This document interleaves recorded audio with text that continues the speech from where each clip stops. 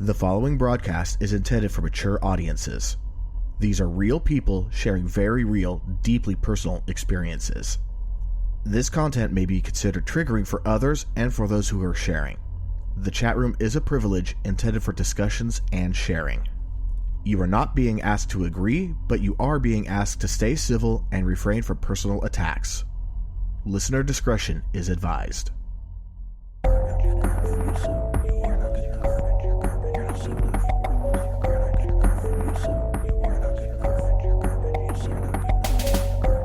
All right, welcome back to Am I Mental, a weekly live podcast where real people share real stories about living their lives with mental health issues and things that impact their mental health. I'm your host, E. With us, as always, is our host, Bexy. Hello, everyone. C is out today, taking a personal day. They may jump on. We'll see. But yeah, they're taking a mental health day. That's totally understandable. I mean, we all need them. Yeah. And what's this podcast about? So yeah, we get it. Now, for those of you that are listening, definitely first, let's just thank you guys for listening. Like, honestly, thank you so much. Without you guys, this wouldn't happen. And we definitely appreciate the help that we get from you guys. And the support, and I mean, you guys are always asking for ways to help and whatnot. So the best way to help, honestly, subscribe to us on Spreaker. That way you get the notifications, so I don't have to try to remember everybody I'm trying to send notifications out to. And when we go live, you get that automatically. Like the episode, follow us, whatever platform you're on. And also share episodes. Like, if there's a particular episode that resonates with you or you think will resonate with someone else, share it with them. Who knows? You might save a life. This podcast has already been credited with at least one life being saved. On top of that, if you want to help out further, we do have a number of ways that you can donate. Just go to amimental.net/donate. We have PayPal, we have Cash App, we have Venmo, we have LibraPay, Patreon. We have different ways, and we also have a Teespring store, or Spring Tea store, so that way you can buy some products, shirts, hoodies, stickers, whatever, tote bags. But without further ado, now that we've, done our paying the bills segment, tonight's guest is Nick. Hello. It's nice to have you on the show. Thank you much. It's good to be here. All right, so why don't you introduce yourself a little bit and tell us what we're going to be talking about tonight. Well, my name is Nick Cowan. I'm from Sacramento area. Lived a few places across the United States. I think what we're talking about mostly tonight. Uh-oh.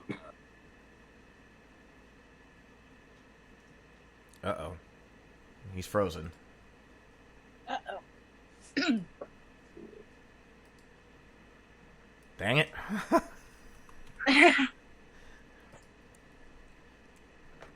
So, how's everybody doing? Yeah, really. Yeah, he is really frozen right now. Yeah, he is. Do I need to, break into song or something? Quick, play me off. And for some reason, the only song that's stuck in my head is I Like Big Butts and I Cannot Lie. Oh. And he crashed. Dang it. Oh, man. Well. And we didn't have this problem with the he had problems with the battery, on his phone. But yeah. Right. So, welcome to Am I Mental, where everything is made up and the points don't matter. Wait, that's whose line is it anyway? It kind of fits here. Hey, Kat, I'm all hot and sweaty, would love to be frozen. Hey, kids. Oh. Yeah, I'm thinking that his battery might have died. I'm thinking it might have. The message just got delivered, so yeah, he's got it plugged in. Okay. Well, Oh, maybe we should just start over. Take two. No, just kidding. Right? Ba-da-ba-ba-da-ba. Wait, no. um. Well, while we're waiting. Well, while we're waiting, I actually didn't make it 72 hours outside of Facebook prison before I put back into it. And this time it was because I simply asked a question that's rather truthful and challenging some notions. And yeah, Facebook didn't like it. I tried challenging it, going, look, this is BS because this is a legitimate concern. And they replied back, going, no, you're still banned. And then now they have this oversight board, but it could take up to 90 days for them to get back to you. All right, here comes Nick. Wow. That's just... Wow. Hey, guys. Sorry about... I think on my phone got too hot. Oh, the phone got hot again? Yeah, so I've got a fan on it now. I was gonna say that, or put an ice pack on it. Yeah, like make sure it's like Ziploc. For a second, so yeah, that's a heat issue. So we were talking about basically what we're going to be talking about, and like I was saying, I actually titled this episode, "Against the Odds." Right. Yeah. Because that kind of seemed to be the theme of your life. Yeah. It's funny. Like I grew. It all looked on the outside probably pretty normal. The truth is, like, I started my childhood basically began with my mother at like 7 years old. She showed up after not really being around, and I kind of had my life going at 7 years old. And my mother kind of blew into, came over one day. I'd see her once in a while, but she showed up one day and kneeled down and said she had gotten sober, and she stayed sober to this day. She had problems before that. And so that kind of began really like the odds that I was against, because I knew my mother and I loved my mother, but we weren't particularly close. My parents were like my grandparents. And so, right. You're being raised by your grandparents at this time, right? Yeah. Yeah. My granddad was like, he was like a mason. He yard dutied at the school, like as a volunteer. He was all involved in everything. And, it was just, they were really involved in just kind of like raising me, because my parents ultimately, like, I don't know what their deal was at the time, but they just didn't really seem like they were ready to make the commitment, at least then. So, mom scoops me up at 7, man. And it was like, it wasn't really too bad yet. But when my grandpa died at 12, it got gnarly, because I didn't really have the, the people that were really like the guiding force in my life anymore. I was just with mom now, and it wasn't a bad situation. It just wasn't like, I kind of went from like a lot of engagement and a lot of opportunity and a lot of just, day-to-day just involvement as a kid to really kind of being on my own. It was weird. I moved to a house that had more people in it, but there was like, I don't know. It was kind of, I think my mom had a lot of her own stuff going on. She was newly sober. She was working and going to school, and it just wasn't, I don't know. It wasn't as nurturing an environment for me as it seemed. And, I mean, if she's working and going to school, I mean, if they're both full time, that's very focused on her and not so focused on you. And I'm not trying to knock her. I'm just saying that's just how it seems. Yeah. Yeah, man, I agree, and I think that it was probably geared for, like, I want the best for us. It's just like, the end of the road never really came, because a lot of turmoil came up over, the earlier parts of my life. And what really, like, the main, I think, thing that I think because ultimately nobody really created any obstacles for me in my life. Ultimately, at the end of the day, although there was like some problems, like I created all the obstacles for myself. But I think the beginning of me really kind of rebelling and acting out was I started after my granddad died. I was getting I was failing out of middle school, like straight X, Right. And before that, so, when you were with your grandparents, you were saying that you're it's kindergarten and first grade, but you were still pulling A's and B's, right? Yeah. Yeah. I mean, I was like, we didn't really have real grades. It was like either O or S or NI, which is like needs improvement, Right. So I was at least, it was fine. It was, it wasn't really a thing. I mean, my grandparents, we had like a program going. It was like, do your shit when you get home from school and then, do what you want to do. And so, when my grades started slipping, my mom, her move was to remove everything, like the friends, the phone, the music, just everything, And I think her whole thing was like, if you don't get your shit together and like get it to where you can pass what you need to do in life, you're probably going to end up in a situation like this, which is basically in jail, just kind of having like the freedoms taken. Right. Was, I think, maybe the plan. But the thing is like the grades like didn't improve, like time was kind of going on, like report cards are coming in and it's just like it kind of getting worse, and then in addition to it, like animosity and tension is kind of building in the house. Like this was a pretty extreme program. Like my stepdad, who we and him weren't tight, but he's a great guy. I think he goes, he'd be out renting movies and stuff on the weekends, and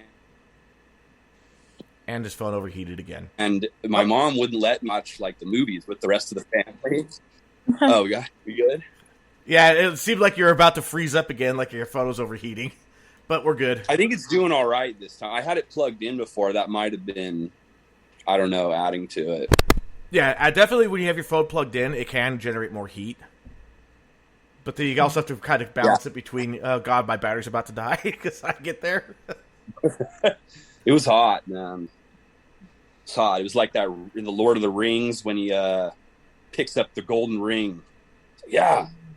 You ever see that? Yes. Oh, yeah. It was exactly like that. So, now one thing that you kind of went into more detail on the pre-show that you kind of glossed over here is like the kind of condition that you were in as your grades were slipping, like what your mom imposed. Which part? Like basically you got the full, you're grounded to your room shut down.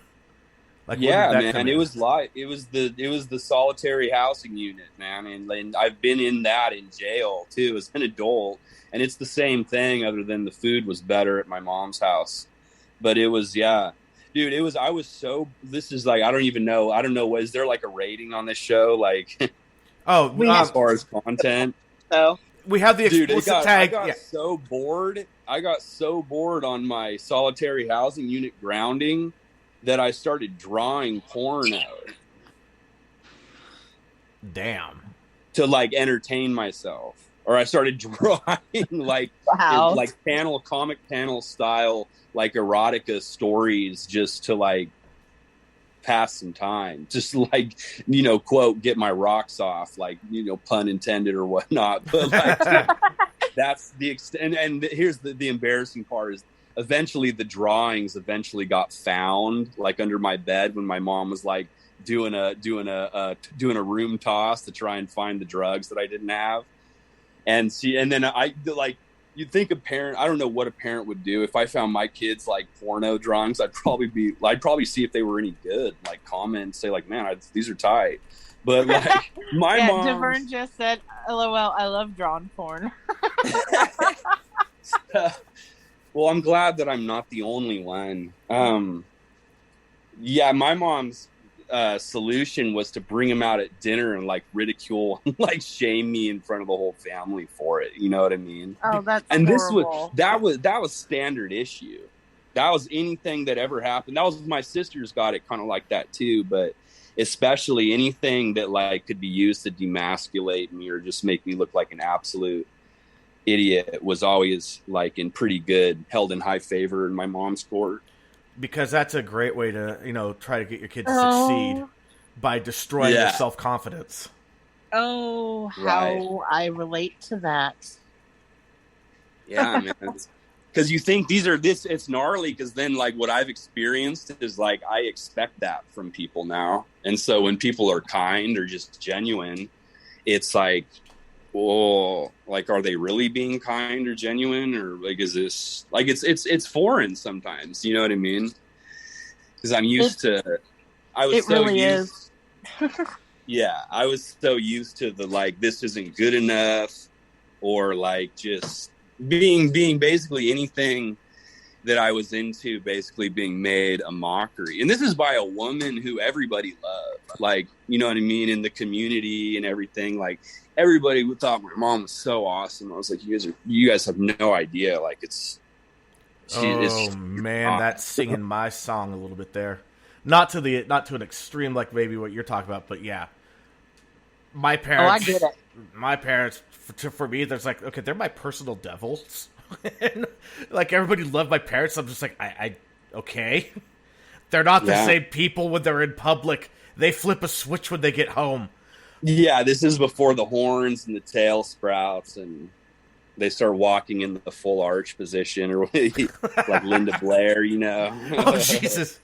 Yeah, no, my parents weren't that bad, but, when you're a kid, that was my perspective. That was my reality. And maybe it was partially me. Maybe I just behaved better in public, and when I got home, I became a dick. And it could very well have been that. Right.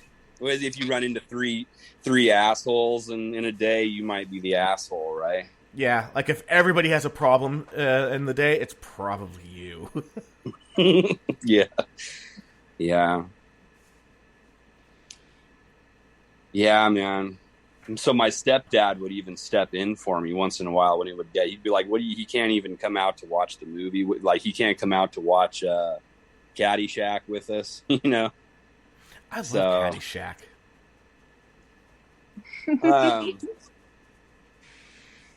The drugs thing was a trip too. That was actually that has been actually a huge, I actually believe like potentially brainwashing experience that happened while I was growing up, because although I saw my dad, he had like 4 or 5 movies he'd get drunk and watch all the time. My real dad, on the weekends, I'd visit him, every other weekend after my grandpa died. And one of them was the movie Menace to Society, which is it's like a hood movie based in South Central LA. It's a movie like, everyone in the movie's black. It's just based straight up like in just, the center of where it's all going down in South Central LA. Basically every inner city movie of the 90s. Yeah. I mean, Boys in the Hood, Belly, it's the same. New Jack City. Yeah. Yeah.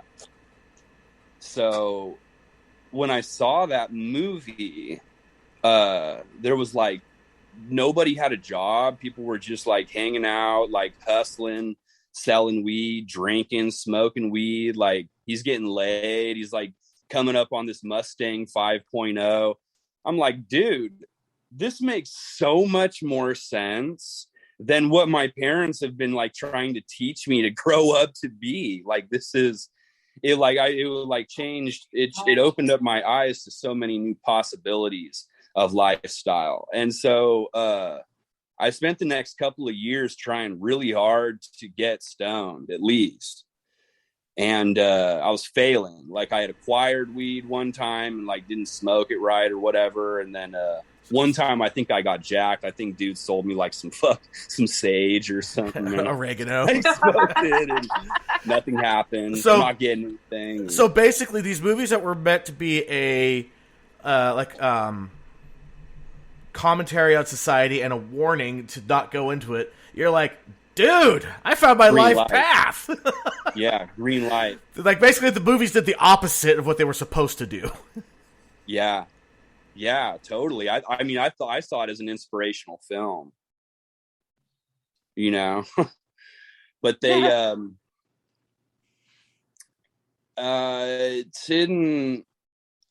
My buddy beat me to it. He was like already getting stoned successfully. You know what I mean? Before I ever did, and we went on a camping trip. We didn't even smoke or anything. We get back from the trip, and his pops unpacks the bag and finds his weed pipe, and my buddy, he says it's mine, and he like blames me and throws me under the bus, dude. And so and it's the only smudge on this guy's record the entire 29 years that I've known him. But what happens is then his dad obviously calls my mom, and it's like the shit hits the fan at home. Like, I don't know how I could possibly have been more grounded than I already always was, but they figured out a way. And I had to go to these outpatient meetings after school, which I'm like 14. And the kids that I'm in this program with are like 16, 17, and some of them even 18. Some of them have like been to the youth, YA, which is like prison for juveniles, basically. And these kids are doing like heroin, meth, all like drinking hard, just hard drinking. And you're like I'm just trying to get stoned once. Dude, yeah. Yeah. Talk about being the outsider. Yeah, man. Like everybody else is probably like, what do you mean trying? Dude, and somehow, get this, somehow I got a reputation for, I forget what it, one of the kids played tennis for Del Campo High School, which is where I went to high school. And he... and for people that don't know, Del Campo High School, their athletics program is one of the things that is really highly desired. It is. Yeah. It's not uncommon for players from Del Campo High to go in as 3, 4, and 5-star prospects into college football playing at D1 schools, and then eventually make it to the NFL. Like, if you want to make it in the NFL and you're in the Central California area, Del Campo High is one of the destination places. Yeah, the Kings, too. There's guys that have been on the Kings that I went to hlike school with, starters. Yeah, and it's like not just football. Basketball. Their entire athletics program, I mean, they just generate...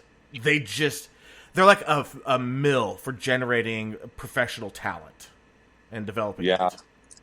Yeah, I played football there my freshman year. It was a really good sports program, man. It was gnarly, but it was good. I watched a freshman warming up doing kickoffs, and he was nailing 40 and 50-yard field goals for warm-up. Dang, man. And I'm like... That's crazy. Yeah. I was not a kicker. Yeah, no, and like at the NFL level, 50 yards is about as far back as coaches are comfortable trying.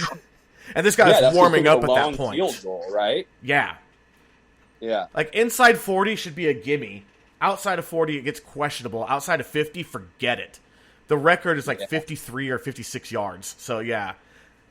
And this guy was warming up at that range. And, I mean, he was just nailing them. Wow. Yeah, it's incredible, man. I was a corner and a safe, so my job was just to tackle the other skinny guys, Yeah. Go against the wide receivers. Yeah. Sometimes a running back, but yeah. If you see that big fullback coming your way, duck. Yeah. Because he's going to clobber you. Dude, yeah. It happened. A couple tight ends. I definitely caught some air off of trying to tackle.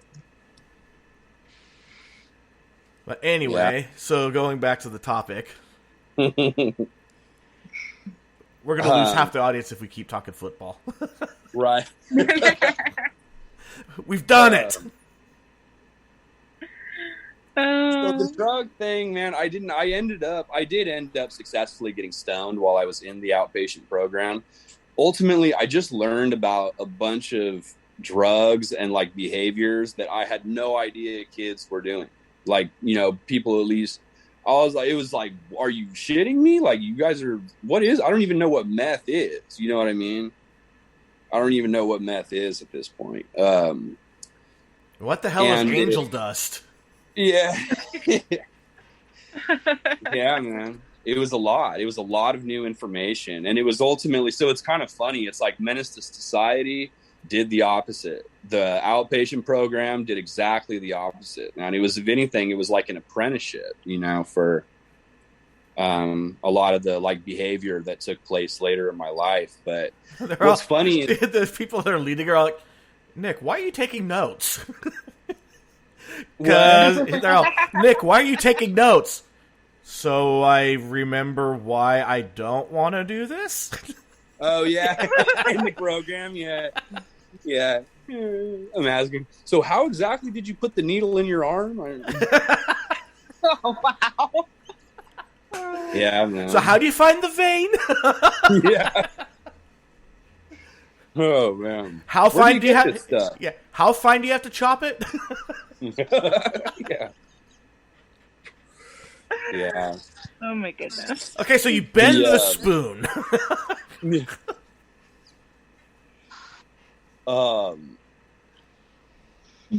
Yeah. The spoon. That was crazy. My mom, for some reason, I had at some point in my teenage years, there was like a bent spoon in my room. And my mom had, I don't know if it was like really in my mom had a habit of like, she'd make shit up and then bring it to me and dump it in my lap to see how I'd react. You know what I mean? So I always had to be on my toes, like, so she brings me this bent spoon, like, hey, I found this in the, I was like, what the fuck are you talking about? Like, I don't know anything about the spoon, you know? So this was kind of like, it was almost like, and here's something, this is something that I remembered since the pre-show, a conversation. Granted, my mom is in AA. Okay. This has happened when I was talking back, like at 7 years old, she got sober. She went into the Alcoholics Anonymous, Narcotics Anonymous 12-step program, which I have nothing foul to say about whatsoever. Well, I mean, your mom's sober all these years later. That's quite the testimony to it, that it can be successful. Dude, so many. I have like all of my people in LA are pretty much members of the sober community, man. These are guys who like, dude, I knew some of these guys before they were sober, and it's like, it's gnarly. It's outrageous. It's a miracle is what it is, man. So I got I'm not in the sober community. Like I smoke weed regularly and whatnot, but I got nothing but love for it. And I have been a part of it before. But so 5 years later, I'm like 12. This is the school year after Grandpa died. My mom gets like pregnant, by her husband. This is their only kid they've had together. There's his 2 daughters, and there was me, growing up, and then there's the baby. She's pregnant, and she tells me, this is hella weird, dude. This is hella weird, and like I don't know, like maybe some people who are familiar, if you're listening with the 12-step program, this might make a little more sense. But like, this is an extremely obscure thing to say to a 12-year-old boy, especially I had never drank alcohol other than like stealing a sip of my uncle's beer when I was a kid. I never like drank alcohol with the intention of getting drunk or anything like that. She drops me off at school one day and she said, I can't remember what the conversation leading up to it was, but it was something about my behavior. She looks at me and she says, you're an alcoholic too, right?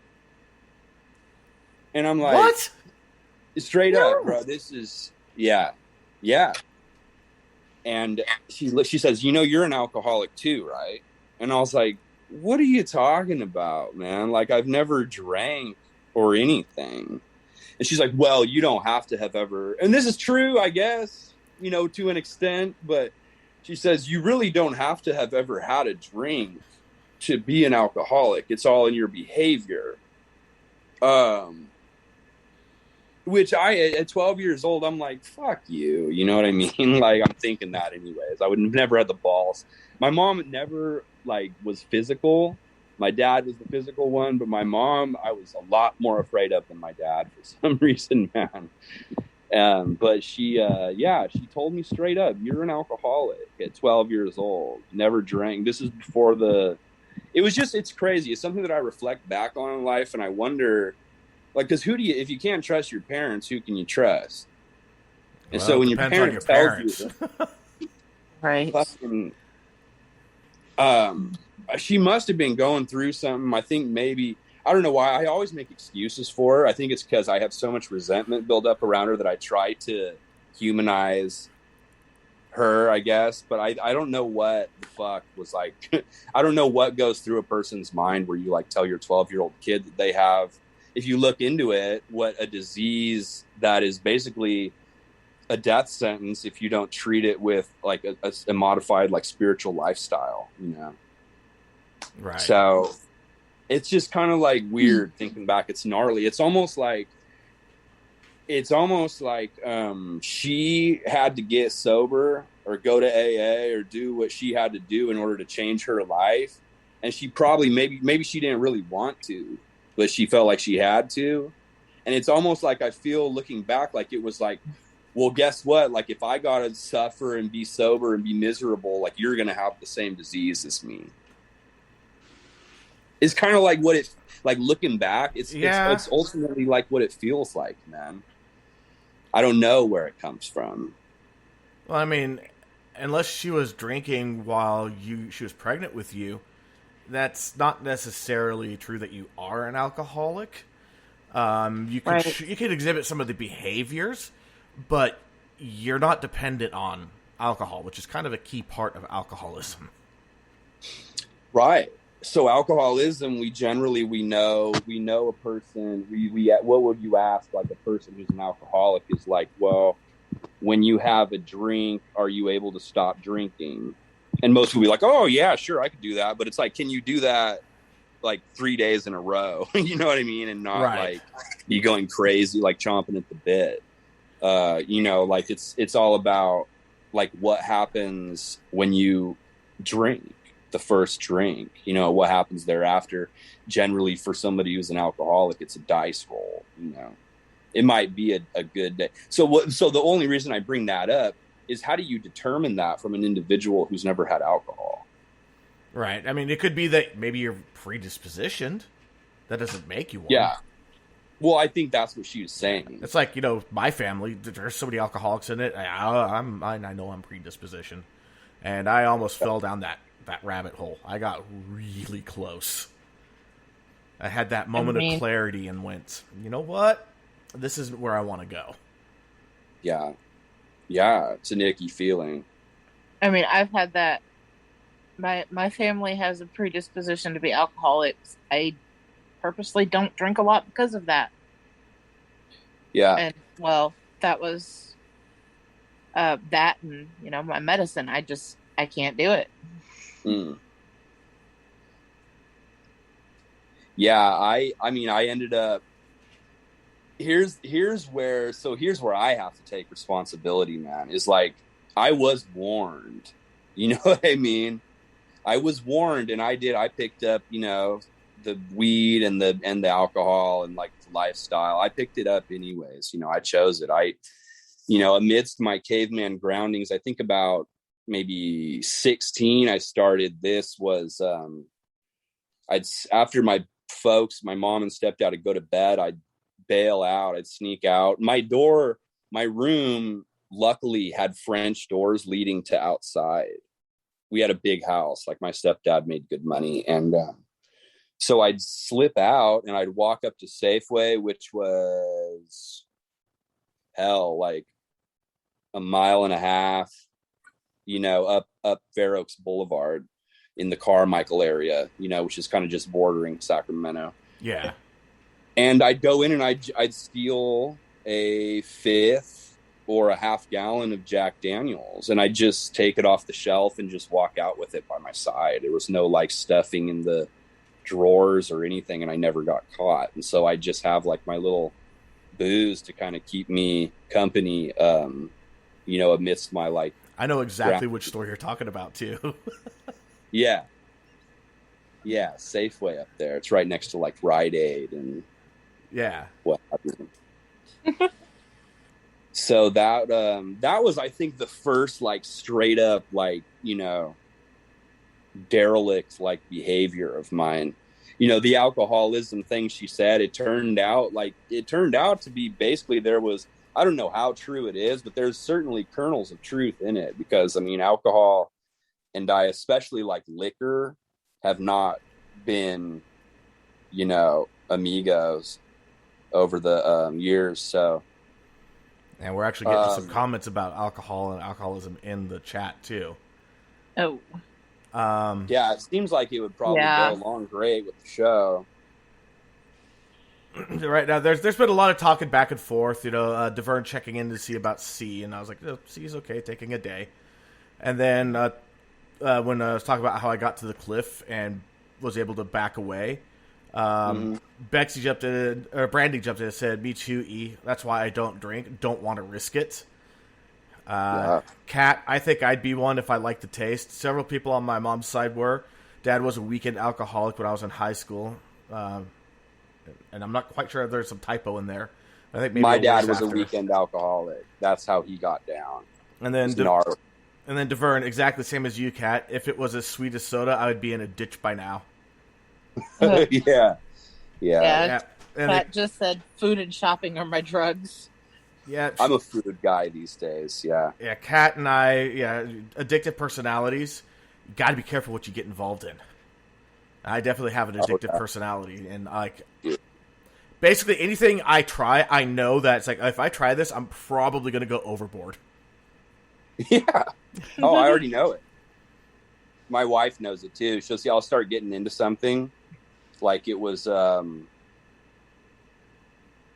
I mean, dude, like I'm big into like the tarot cards, like the occult, system. Right. I know it like the back of my hand, man. And like, but I remember when I first started getting into like the Aleister Crowley, like Thoth deck and like everything that goes into all the symbolism, it was like, my wife was like, can you come do something else with us? Like, and it's kind of like that anytime like we get into, like we got into meditation and then like just all kinds of other stuff and, it's different healthy foods. How I got into Dungeons and Dragons, I just went full bore. Like, when I finally do you play currently? Yes. Nice. Yes, I've been playing since 8th grade, 7th grade, 8th grade, around there. I'm interested. It's fun. I miss our game. Yeah, I haven't been able to play for a while now because of the little ones, but they're starting to get older to where I could probably start playing again. Nice. Yeah. Yeah, there's a guy in my complex here that plays, and I'm like trying to like coax him into, I think he's like, I don't know if he's like intimidated by me or something, but he like, it's kind of like, I'm trying to coax him into letting me like be his friend so we can play. Honestly, just say, hey, I know that you play Dungeons and Dragons, I'm interested. It's such an open community that when someone's interested, it's like, open the doors, roll out the red carpet. Nice. Yeah. It's really cool. Yeah, like, even with, like, people are kind of, like, standoffish a little bit and kind of side-eyeing you, they're like, dude, I just want to learn how to play Dungeons & Dragons. You'll get them turned right to you. All right, let's do this. Let's get you some dice. Yeah. Let's get you some books. Let's get you a character. Let's get going. Yeah, nice. Yeah, that was me. I had never played before until you mentioned it, and he was like, do you want to learn? And I was like, hell yeah. Yeah. Let's do it. Yeah. I've heard it's great for like I do music and writing and just stuff, creative stuff. I've heard it's supposed to be amazing for like the intuitive creativity and that whole process. Oh, definitely. Oh, definitely. And like the best thing in the world is when your dungeon master plans out like this really sinister, devious plot to screw with you, and then you and the other players figure out the loophole and exploit it. And then the DM's so there's problem solving, yeah. Oh yeah, and then the DM's like, son of a bitch, I didn't even think of that. And then it's like, then you have to, then there's like two different types of DMs. The ones that would be like, no, I'm not going to allow it because I want you to do my thing. And others are like, fuck, okay, you beat me, congratulations. Now I'm going to work on something else. They got a more like Big Lebowski approach to it. Yeah, where I'm definitely the, fuck, okay, you got me. Let me throw a new puzzle towards you. But also, with that addictive personality, that was how I was with weed. Like, I didn't try weed until I was 18.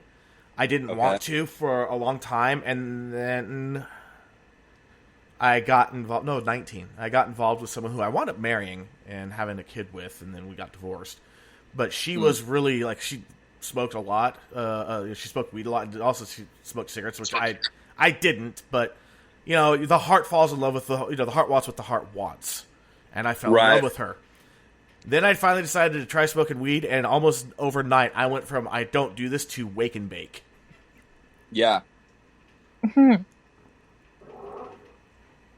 Yeah, it's like that, man.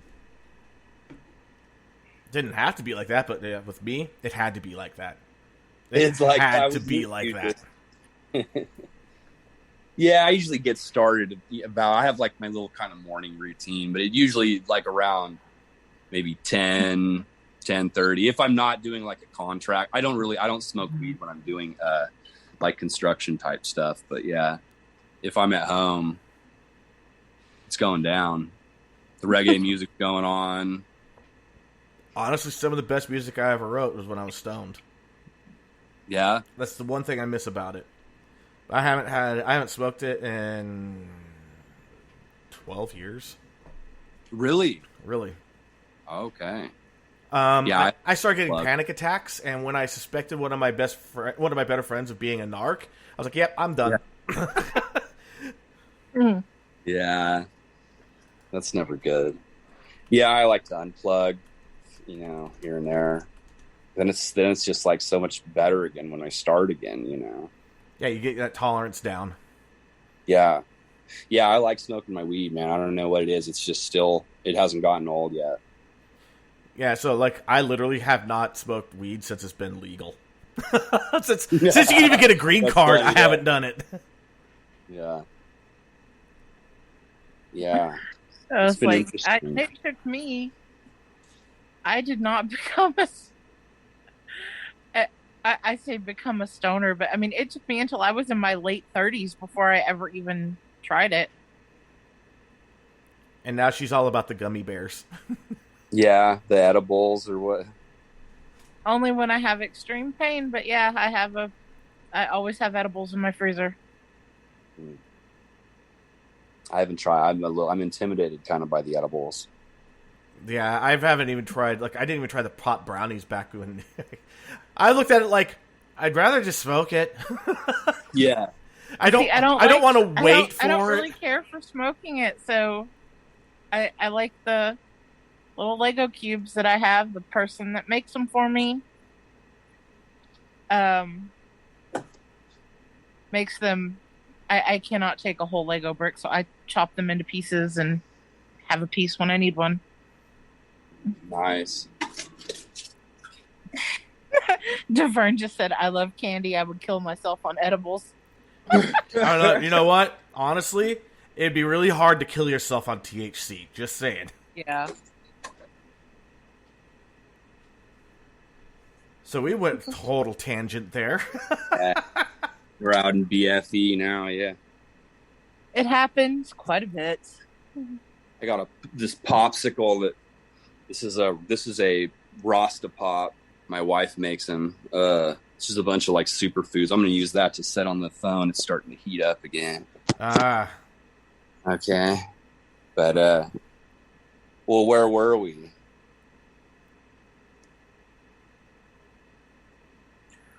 Yeah, we're talking about how the rehabilitation center basically just became like an information center for you, and then you were talking about how you would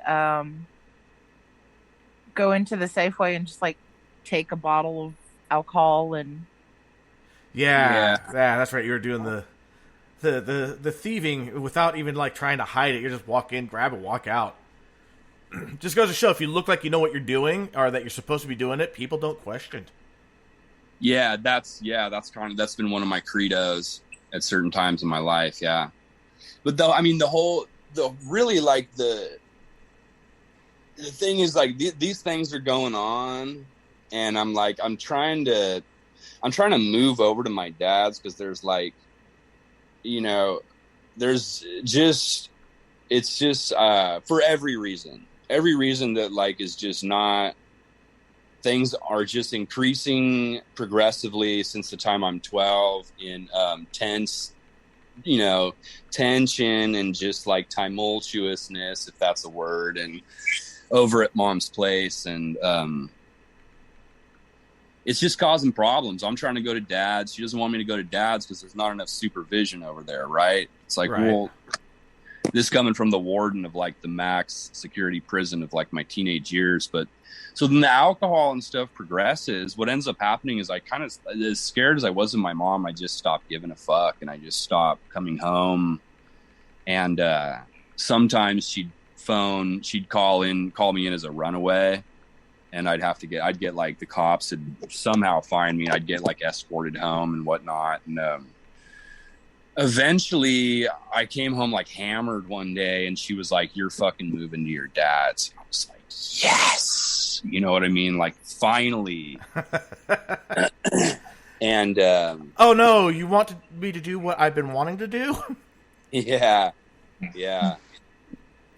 And just in time. So I this summer I move over to my pop's place just in time for him and my stepmom to get super deep into crystal meth.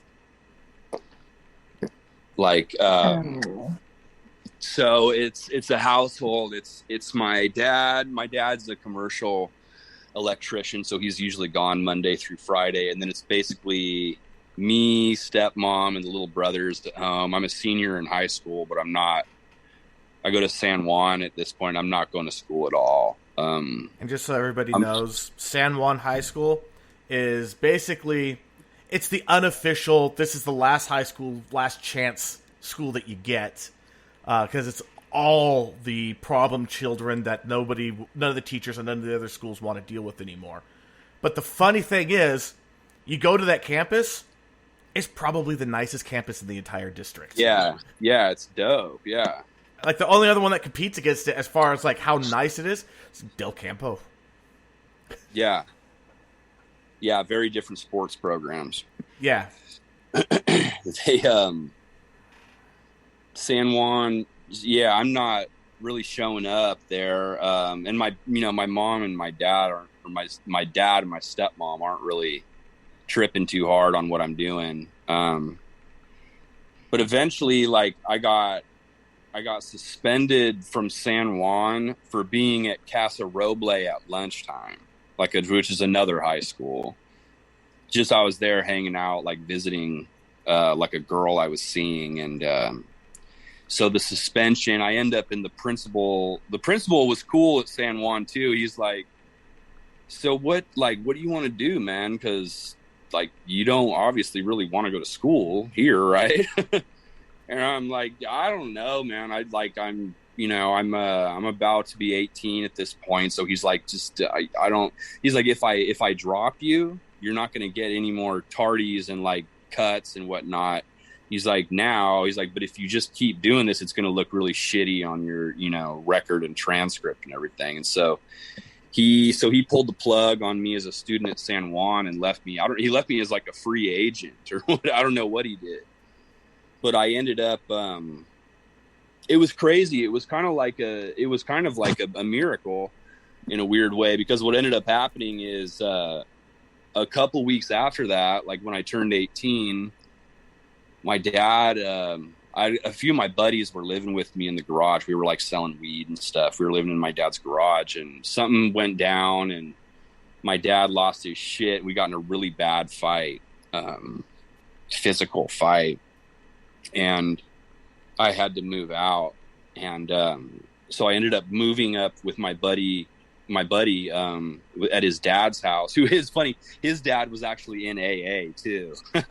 So it was kind of ironic. It's like you can't escape it, and then, but his dad was cool. I mean, his dad had like I think his dad was like a little deeper maybe into the spiritual part. Cause although he didn't like condone a lot of our like lifestyle, he wasn't like trying to be, judge, jury, and executioner. He just kind of asked that we respect the house and pretty much let us do our thing outside of that. And what was really cool is there was a charter school, Options for Youth, right down the street from where they lived. So I get myself enrolled in this charter school. And this is, I kid you not, man, in half of a year at this charter school, I made up every single unit that I had fucked up on in high school and ended up graduating on time, which was huge for me, because it was like the first thing I had ever done since I played sports and stuff like that. That was like, that, was,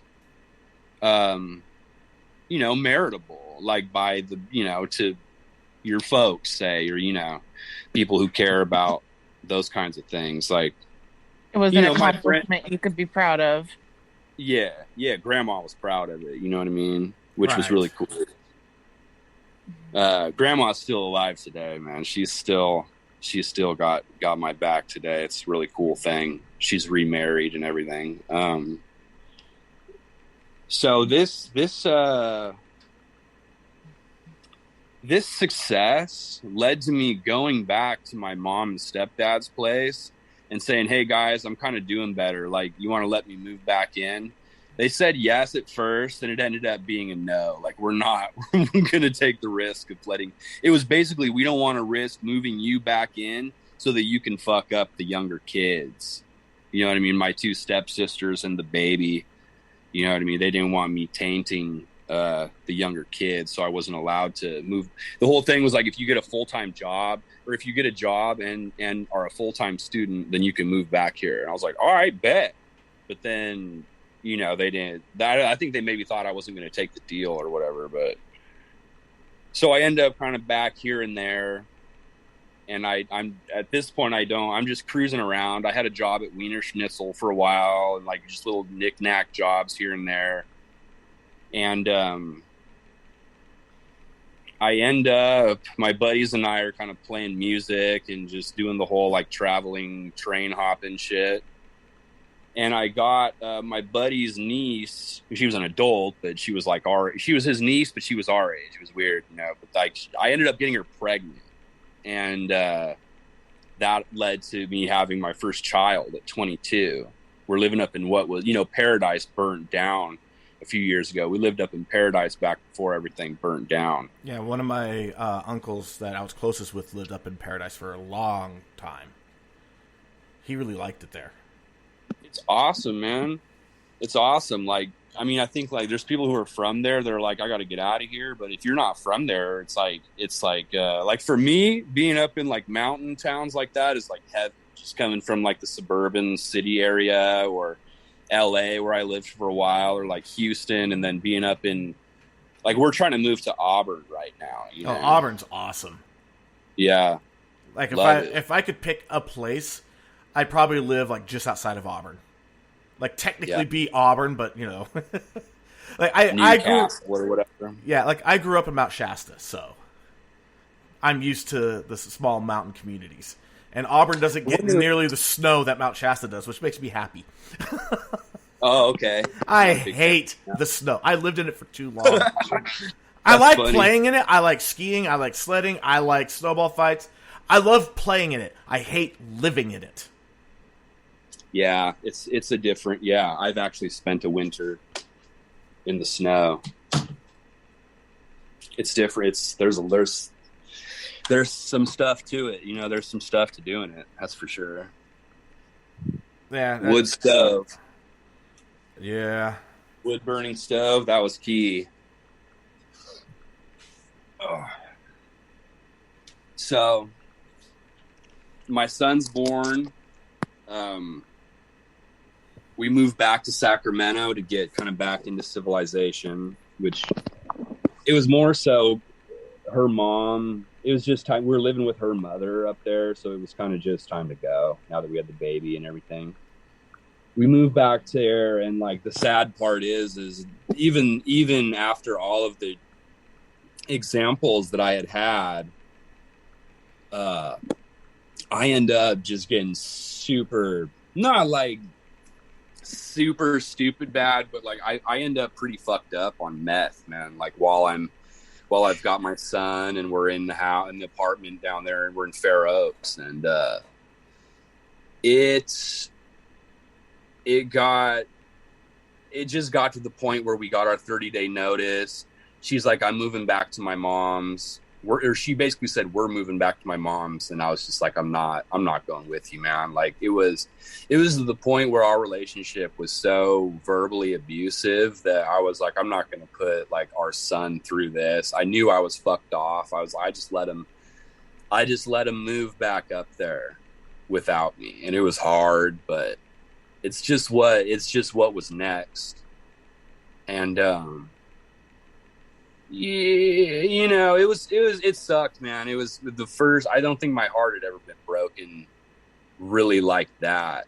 It sucked when my grandpa died, but like when I had to watch her drive away with my baby and know that they were driving away without me because of me, my heart fucking broke, man. Like, I was high as shit on meth when they drove off, and I felt it, man. It hurt.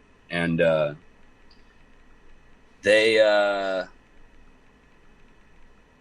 was it, man. I ended up moving to LA. My mom ended up sending me to another institution. She ended up offering to send me.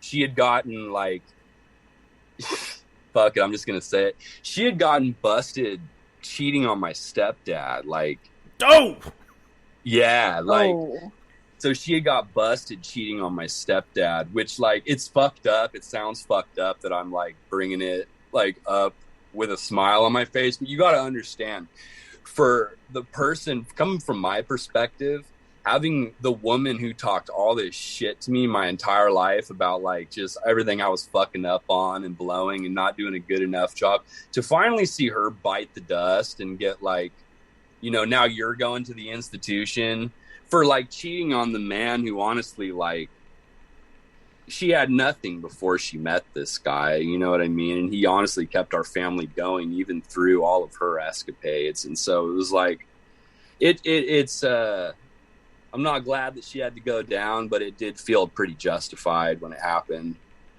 But I was all fucked up too, so I can't really talk. So she offered to send me to the place that she had gone to.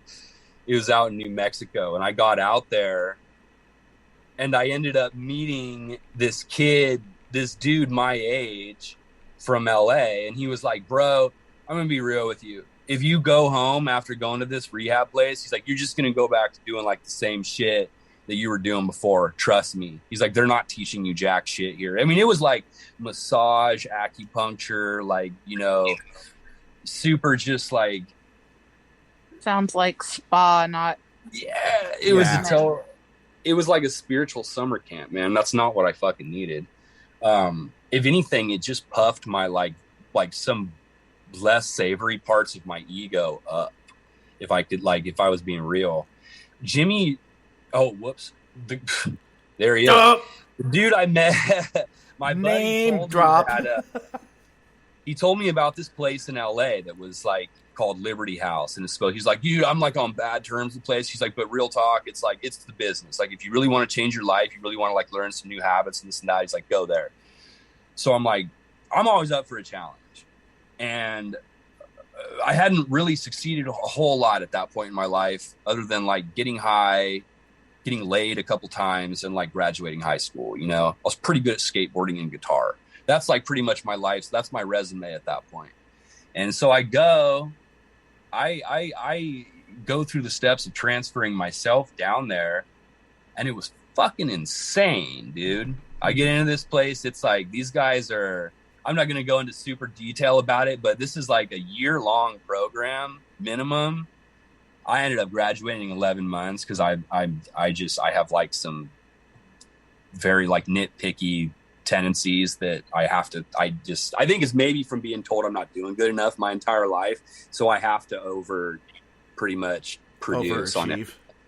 Yeah. That's like it's like a drug ultimately for me. But it was gnarly, dude. It's like you get up, everybody gets up at the same time, eats breakfast, do a chore in the morning. Then you do then you have a group, then you have a worksheet. The worksheet you do is to say what you're going to do tomorrow. You know what I mean? So you got everything planned a day in advance. You got like lunch, afternoon chores. There's like demerits in the place. So like if you leave your shit out, it's a strike, which is like a 300-word essay. Right? Yeah. So guys are getting like 2 strikes, a couple of like other things that are 500-word essays, dude. Isn't like, so you get dinner time comes around, and at the end of dinner, the strike sheet is read off, and like that's how that's how many essays you got to write for what you fucked up on that day. Then you go to an AA meeting, then you come home and do evening chore, and then you get up the next day and do it again. Damn, that's a pretty regimented setup. dude. And it was, I love it. I love, man, like I still, although like, I guess technically I would not be considered a success because I smoke weed, you know, to this day. Dude, there's a lot I gained. That program was like my father. You know what I mean? That's everything that I can see that. It brought you, the self-discipline, the self-accountability. Yeah, man. I graduated after I became like the assistant manager of the place while I was still in the program. I was working at American Apparel, which was a clothing store. Yep. Like working in the back, just steaming clothes and shit. And it was bizarre, dude. That guy that I knew in fucking New Mexico ended up in the place. And then like, because he knew the owner kind of, and like through some crazy shit that had happened with the managers at the time, he ended up talking to the owner of the program and saying, hey, that guy Nick, I know he's kind of quiet, but like, he's like, trust me, put that guy in the spot, offer him the job. He's like, he's going to do good. Trust me. And the owner of the place offers me the job to be the assistant manager. Right. And I'm to be making more than I'm making like at American Apparel, and like I'm working in house, you know? So it was cool. I mean, it was insane, and it was like the most terrifying thing I ever jumped into, but it was cool, man. It was like I really had to grow up a lot in that job. I ended up, after I graduated the program, being like the manager, and then where I was like living off site in Santa Monica, and then dude ends up moving back to Kentucky, and I end up the like director of the program for a while, man. It was cool. Saw a lot of guys come in just as fucked up as I was, and then a year to a year and a half later leave as just like these totally solid. It was an all men's program, but or else I'd be bringing the ladies up too, but they just coming out totally solid guys, man. Like just stand up, like guys that you don't meet that often. You know what I mean? Like in this, at least I don't this day and age, you know, just super, just straightforward, like authentic individuals, man. And so it was really cool. Some of my favorite people. Yeah. Especially like the ones that they don't mince words, so you know exactly where you stand. Those are my favorite. And a lot of people like they show up when they say they're gonna. And... yeah. And a lot of people. Wasn't it you that we were talking about? The one guy that's like shows up 80% of the time, so he's just flaky enough I'm to going make to hang out with him after this if he shows up. Just flaky enough to make you worried, but consistent enough to where you can actually go ahead and plan.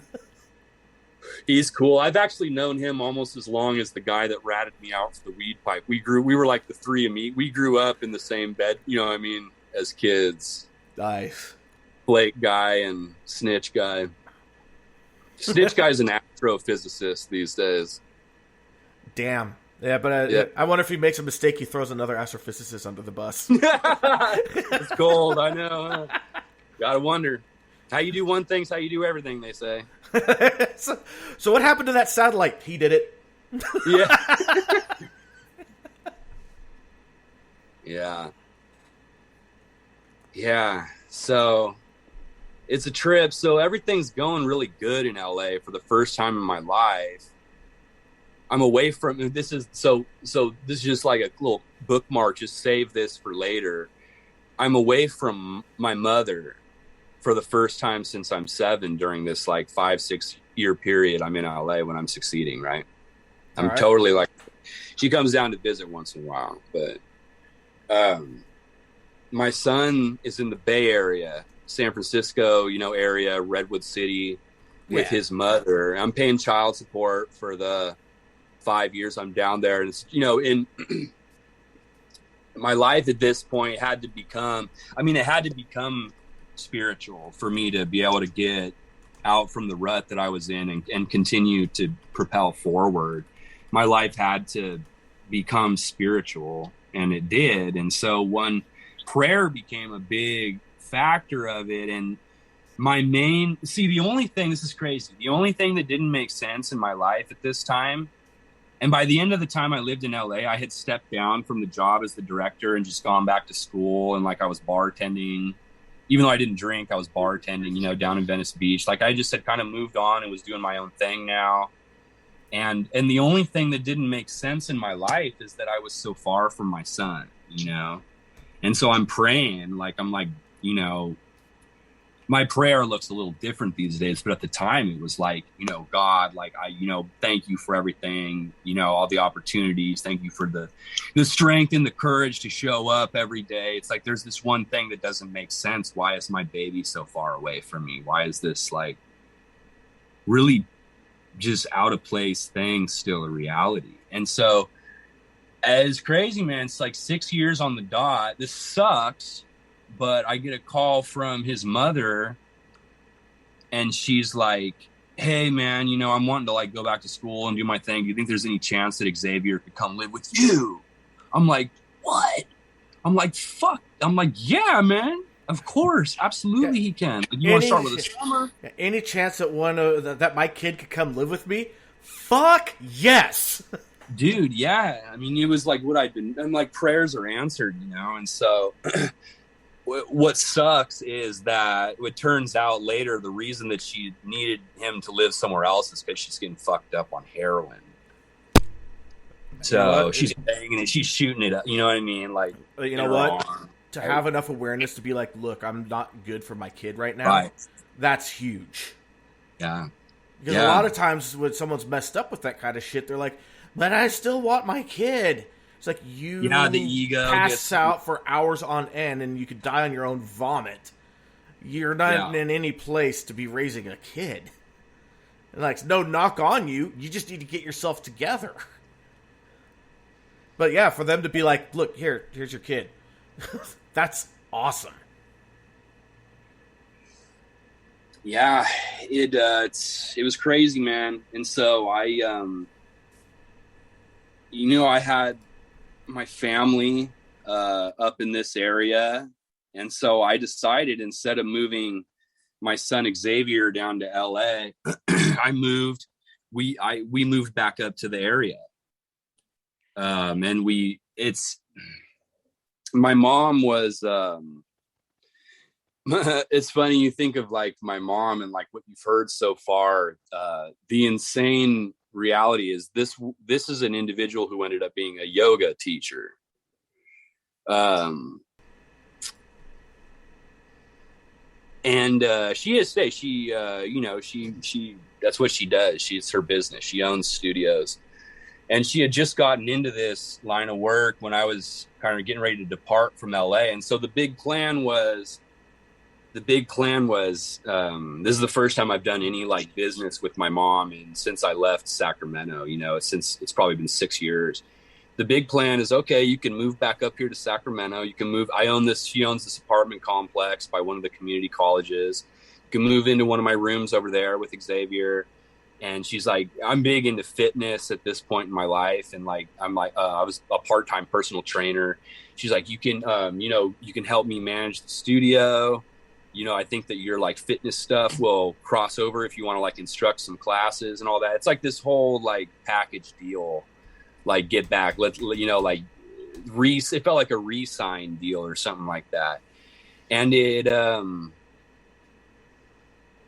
ended up pretty much going down how she planned. And then the winter after I'd moved back in the summer, the winter after I moved back, she found out that I smoke weed. I wasn't in fact like purely, you know, like 100% sober all the time. And it was like, dude, right back to the teenage years. It was like, oh my God, are you serious? You're a sick alcoholic. Like, you're going to die if you do this. You're going to die if you keep living your life this way, man. And it was like immediately, like at work, we're not vibing. It's like, just, she's like trying to, it's kind of like the same shit as when I was a kid. She's like trying to catch me doing shit that she thinks maybe I might be doing, but has nothing to go off of, you know? there was a period of time where like I thought my wife was cheating on me. It turned out like I was fucking doing like kind of like less than savory shit in my personal life, and it was basically just me projecting onto her. Right. But there was this period of time that I thought my wife was having an affair, and I was like, but, and I had all these like could be maybes, you know what I mean, hypotheticals, and she's like, but dude, none of that shit is happening, you know what I mean? And that's like, that insanity is the only way I can really understand where my mom may have been coming from. But it was all this crazy shit all of a sudden. And I was seeing a girl who also worked with us. So that caused some problems too. But it ultimately, like, it ended up being this whole fucking dramatic thing where like I was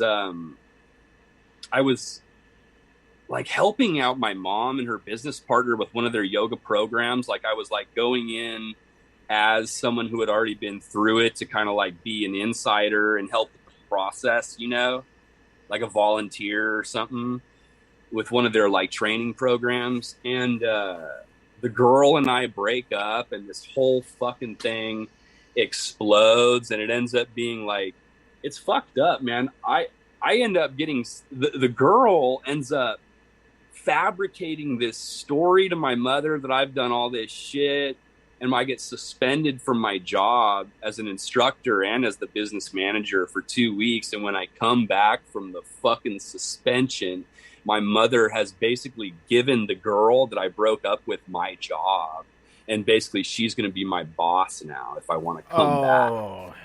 That sounds like a big bundle of hell, no? Dude, it's insane. And so I at this point in my life, like I've kind of gained, I've moved away from the like, fuck you, I'm out solution. And I try it for a half a day. And then she came to like drop off some paperwork, and I was like, yo, I gotta go. I can't, like, I just can't do this. I won't, not I can't, but I won't, you know? And so I left, man. And, that's about the time my wife and I got together. And so since then there's one more mom thing. So my wife and I have been together at this point this is a couple years go by. She's pregnant with my son, who's the current youngest, and we had my daughter, who's the second youngest. We were living in the same apartment that my mother owned. And the thing basically gets to the point where we don't deal with them anymore. Like, we have our life in our apartment, even though we live there. My aunt lived in the complex, and my grandmother on my mother's side lived in the back in a little like flat. We don't talk to them. We pretty much avoid them. We're like not members of the family, and it's like awkward, you know? Okay. And we're at I'll never forget this, man. My wife and I are at the library, and they come up the staircase. And by we don't talk to my mom and them at this point. By I mean my mother and 8 other members of my family and some guy that I don't know come walking up the staircase of my apartment. They come into our home, and they're like, I already know why they're there too. And they're like, they sit down, and the guy's like, Nick, you probably don't know who I am or why we're here. And I said, no, I know who you are. You guys are here to do some kind of fucking intervention, aren't you? And they were. It was like they had the letters, they had the interventionist, they had grandma on my dad's side, which is like, that's out. You do not. They spun this story to my grandmother of like how out of control my life was and all this fucking shit. And they dragged my grandmother, who's a saint. I don't know. Like, I feel like hopefully everybody's got that one relative in their house that just embodies like the love, you know what I mean? Of like, they just have the spirit. Grandma Margaret has the spirit. She's a saint. She's been my mother my entire life. They fucking bring her into it. And it's a mess. I think that ultimately they just wanted us out of the apartment. So the whole thing, they all read their letters. They're like, Nick, we're concerned. We're losing sleep at night. We're not sleeping at night because we're waking up and we're worried that you're going to be like in jail or dead or something out of control is going to happen. And it's the same letter over and over again. My fucking bitch stepsister like is just sliding in all this passive aggressive like shit every other line that like no one except me and her are really picking up. It's like just the steam from the top of my head is just slowly growing thicker into like this catharsis. And so Bob, the interventionist, finally opens up his mouth and he's like, well, Nick, you know, and I just snap. I'm like, listen, motherfucker, I don't want to hear one word out of your mouth, dude. I said, you're the one getting paid for this shit, right? And he's like, well, ultimately my work is, I'm like, just shut the fuck up, Bob.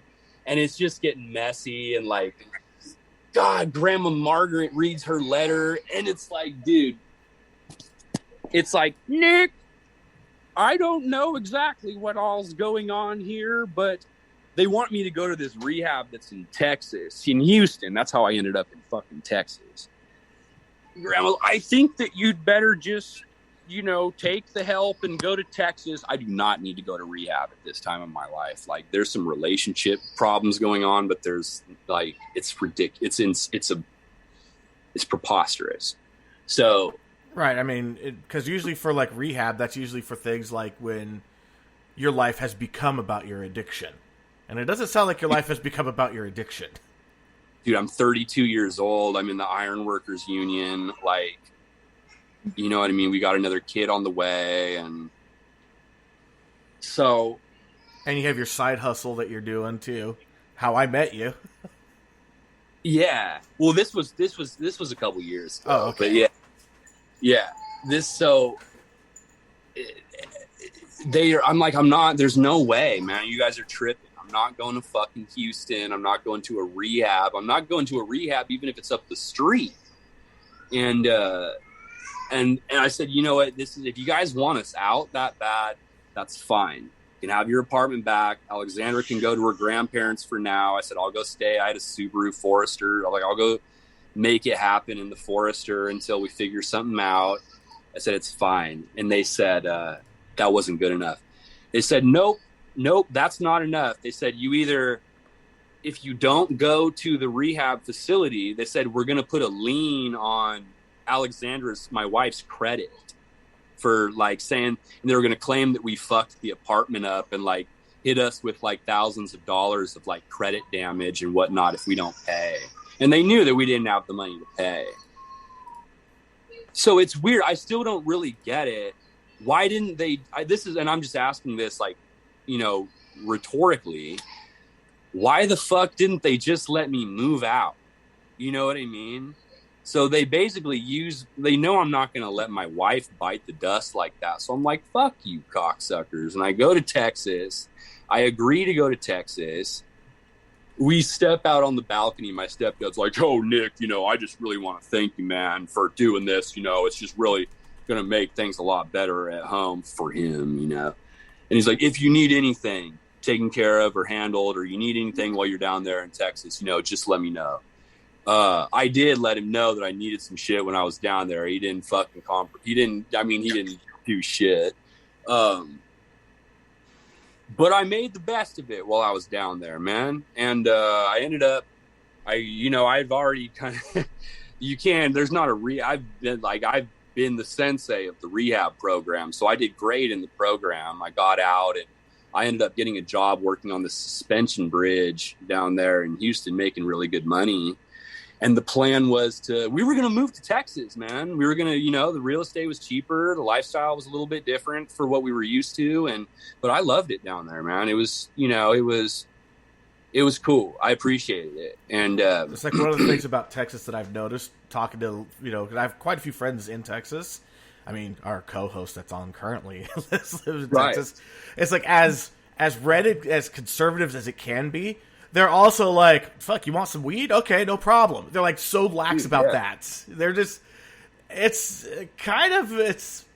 I'd like to go and be there for a while. I really want to experience it because it's like you said, it's different.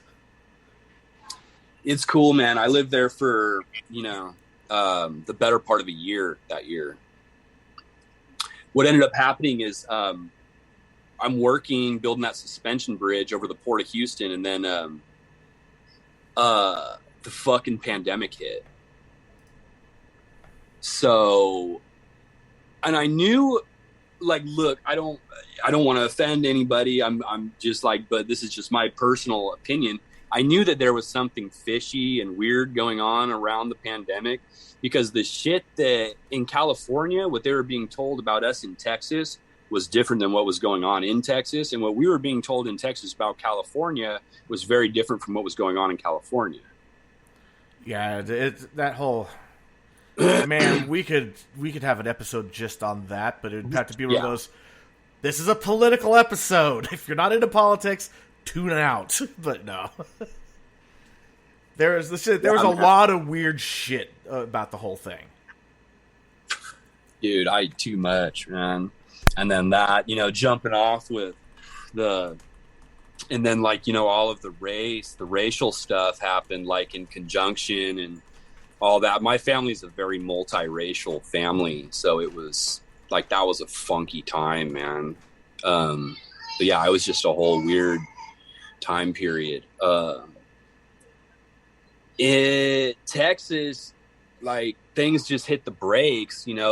My job went on for a little while, but ultimately just ceased because of the pandemic. I had some money, quite a bit, stacked up, but I was staying in the hotel room with a couple of guys from like the rehab, a weekly hotel. And it's just like, I just wasn't getting back to work, man. And then I flew back to Sacramento because my son was born. But luckily I got to actually be in the room. They were like really strict at that time. And then I basically should have stayed in Sacramento, but I flew back to Houston hoping the job was going to pick back up and try and make the thing happen that we were trying to make happen. And my Subaru got peeled from the hotel. It got stolen. Oh. Overnight. Yeah, dude. I woke up, it was just gone. So the car, I made a police report, which is not usually kind of in my credo. But I did. I made a police report on it and everything. And they basically laughed. They're like, dude, you have any idea how much shit's like going on right now? Like, they were like, thank you for making the report. We'll keep our eyes open, Never heard anything back. And I basically was like, fuck this, dude. I'm cutting this. I'm charging this one. I'm charging the Texas trip to the game, and I'm going back home. And so my wife got me on a flight, and I was back home. And she was at her grandparents' still. I ended up living at grandparents' house, and then we ended up eventually getting the spot over here at the apartments. And yeah, man, it's been since we moved here, things have settled down. There was like one incident. There was one instance with my brother-in-law, my wife's sister's husband, in which we got into a physical altercation. I had to go to jail for that. And that was like really hard because it was like everything was I thought I'd kind of grown out of that kind of behavior, and it was just like, here I am again, fucking making spreads on the 8th floor of Sacramento County Jail. You know what I mean? Like doing burpees, like, fuck, man.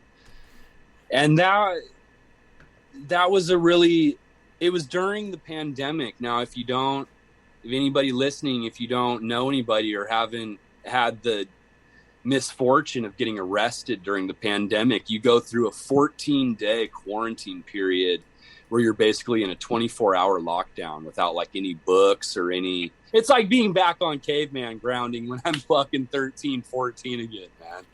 It's not. I didn't draw any porno this time, but yeah, it's like the same jam, dude. And see, what was a blessing is that I'd learned a lot of cool stuff when I was like in like the yoga business, and I had learned a lot of cool stuff when I had gone through the program in LA. And so I had a method of like dealing with the discomfort of like no stimulation and just being alone with everything that I feel.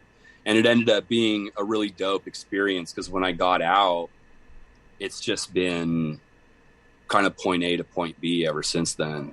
It's been cool. Like, we just recently, after all of it, you know, I started working at the liquor store over there at Bottles Up. And that's where I met you. Yep. And then since then, like, I met all the contractors that I worked for have been dudes that I just met that were customers at Bottles Up. You know, like life's just jumping off. I just got this sick diesel, like 3/4 ton truck that fits the whole family. And like, there's just work all the time. And my wife and I are just really, we've had to basically, she had a lot of the same problems with her family, her mother particularly. And so we've had to really be very choosy about our involvement with like outside people, at least ones that come from our families, you know. We've just recently, the last couple months, we've been showing up to my mom's yoga class in the morning on, you know, so that's been like we've even kind of started to even feel around with her and just see if there's hope, you know? Right. And I think that there is. I think it's ultimately like we've learned together, my wife and I, we've learned numerous lessons from our respective like family members of like, you know, how to approach and they've taught us how to have a relationship with them. Let's just say that. Man, I mean, seriously, just hearing this story though, like I've had a few stories come out where it's like, you know, no one would have blamed you had you gone down like that darker, twistier path that you could have gone, like because the situation you were in, like no one would have blamed you. You have come out like the most positive through all of this. You're like, you know, this bad shit happened that actually had nothing really to do with me, you know, like, because I wasn't doing this shit, but everybody else thought I was doing this shit, so I was like, okay, fine, fuck it, I'm going to go ahead and follow along, and just come out so much better for it in the weirdest ways, like, but in the coolest ways. It's a blessing. It's been a blessing, yeah. I don't know. I think it's perceptiveness, man. Like there's a lot of, there were these things when it's funny, I was in yoga teacher training, which people hardly ever believe that I was a yoga teacher, you know. But I went in yoga teacher training, he had, and this is, my teacher was, you know, the guy who ran the Liberty House program is basically like my dad. The woman who ran the yoga program is like my mom, kind of. It's like how I kind of attribute my like behavior. But she had these things she called them axioms, you know, axioms. Yeah. AXIOMS. And there was a grip of them. There was like 10 of them. And there were like these kind of universal truths that she like, and a couple of them were like, how you do one thing is how you do everything. You are exactly where you're supposed to be right now. Like all these kind of like things that when the shit hits the fan, you're like, fuck that saying, you know what I mean? But they're true. They're true, bro. Like, and it, you know, one of the other ones is that nothing ever happens to us. Everything happens for us. And so some of us that have been through like some shit, which everybody, I believe, has been through their fair share of shit in one way or another, or is going through some kind of hell, man. But especially the ones that act like they're not. But one thing that I believe is that it doesn't happen to us, it happens for us. And so it's just however we choose, we have the ability to choose how we choose to approach and, you know, handle things. I really like that saying. Yeah. I love them, the one-liners, you know, the quotes. Because when sometimes these quotes that they can sound corny, or like sometimes they just feel kind of good when you read them, but it's like sometimes I'll take quotes, from the web, or like I have like the Tao, Te Ching. The Tao is like 80 something or like pages of basically like one pager like things, and I read these things, and it's like to try and just be the quote, is like, that's, I find a lot of like stimulation and just like growth and just trying to be what the quote says. So you really are doing that. So you really are doing that one of, try to be the change that you wish to see in the world. Like you live it. 100%. Yeah. 100%. Yeah. I do dorky shit like pick up trash out there by Rockies and Rockies. So everybody knows, it's like a dive bar with a dance club in the back. And they also have a volleyball court. There. And they have a sand-based volleyball court too. Yeah, it's a trippy ass place. I've hardly been there. I went in there once with a buddy of mine for like 10 minutes and he got bored, and then once with one of the guys that I worked for. That was the only time I was ever in there and actually sat down. Yeah, it's like the main part of the bar. They have the bar shape. It's kind of weird. It's like the T shape from like Tetris, but kind of stretched out a little bit. And they have karaoke in there. It's a shitty sound system. It's not a very good karaoke system, but they do karaoke 7 days a week. Behind Which that, kind of, I think the shitty sound system in some ways accentuates the karaoke experience. It kind of does, but you have to know where the microphone is safe and where it's not, because there are zones where you get feedback. I do karaoke, so and I used to go there all the time. And then you go between the DJ area and like the office. There's like this little hallway that takes you where there's a pool table. Do they still have the popcorn machine in there? I don't know. I didn't notice. Yeah, there's like a popcorn machine. And then you hang a right and you go outside, and there's where the restrooms are. Or there's other restrooms back there. And it's outdoor dance club with a DJ and lights. And yeah, and they will bump it during the weekends. Like, I live about a block away, and I can still hear the bass, even in my house. And my house has really good insulation. Like, you just hear that sometimes.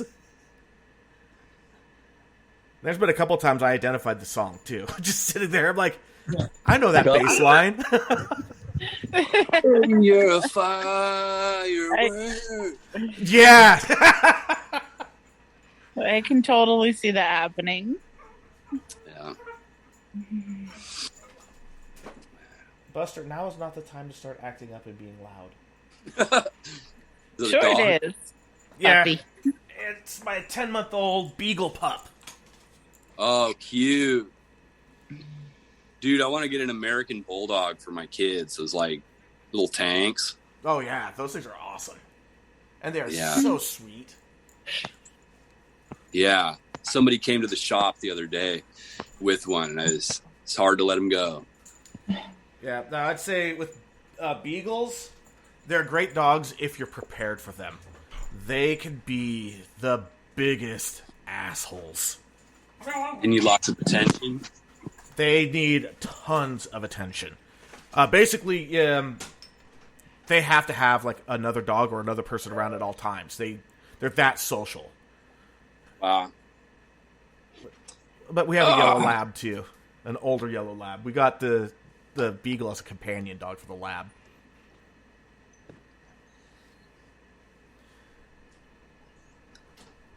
Yeah, so we caught up to basically where we are today. Hey, quiet, Sadie.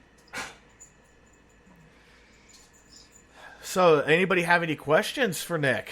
Because that was a hell of a story. Like, seriously, thank you for sharing that. Like, seriously. My pleasure, man. I really have to say, I don't know how you went through all of that and still maintained that positive, upbeat attitude, because I have always been a nice person, and I have been treated extremely poorly by a lot of people in my life. And while I continued to be nice, I wasn't always upbeat. And you can ask E, when he met me, my eyes were dead. Yeah, like if I you had saw no photos of her, or even doing like a video chat with her, I mean, she had dead eyes. Her soul was extinguished. Yeah. But now, I mean, seriously, it's like the two of you are just like, you're like the male equivalent of like, you've been through some serious shit and you've come out like a ray of light. I can't treat people the way they treated me. That's what I'm saying. What was that, Nick? I'm sorry, you were saying that to her, and I'm all thank you. No, it's for both of you. No, he was saying that to you too. Yeah. Okay. Both of you, it's like, I was saying, you're both like rays of sunshine. Like, I mean, like, you know that whole thing about diamonds in the rough? You guys are not diamonds in the rough. You guys are actually diamonds that have been handled by a jeweler. You've been through that hell, that crucible, the shaping and the forming, where you could have come out just coal and lump of shit. You guys came out as perfectly cut diamonds. Thank you. It makes me cry.